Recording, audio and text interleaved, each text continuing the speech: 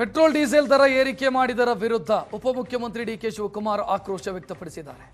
ಅಂತಾರಾಷ್ಟ್ರೀಯ ಸಂಬಂಧ ಉಳಿಸಿಕೊಳ್ಳುವುದಕ್ಕೆ ಪ್ರಧಾನಿ ವಿಫಲವಾಗಿದ್ದಾರೆ. ಮೋದಿಯವರ ಕೈಯಲ್ಲಿ ದೇಶ ನಡೆಸೋದಕ್ಕಾಗ್ತಿಲ್ಲ. ಮನೆಯಲ್ಲಿ ಅಡುಗೆ ಎಣ್ಣೆ ಹೇಗೆ ನಿಯಂತ್ರಣ ಮಾಡೋದಕ್ಕಾಗತ್ತೆ? ಈ ದೇಶ ದುರಂತದ ಸ್ಥಿತಿಗೆ ಹೋಗ್ತಿದೆ ಅಂತ ಡಿಕೆ ಶಿವಕುಮಾರ್ ಕೇಂದ್ರ ಸರ್ಕಾರದ ವಿರುದ್ಧ ಆಕ್ರೋಶ ವ್ಯಕ್ತಪಡಿಸಿದರು.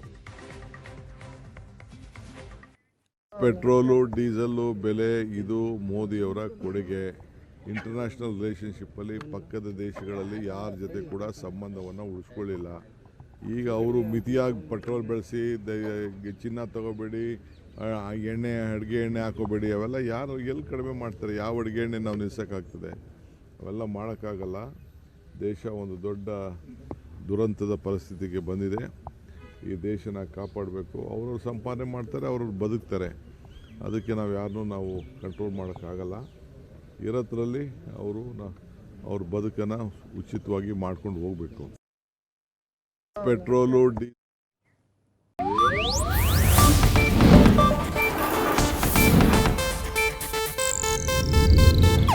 ಇದು ಏಷ್ಯಾನೆಟ್ ನ್ಯೂಸ್ ನೆಟ್ವರ್ಕ್ ಪ್ರಸ್ತುತಿ.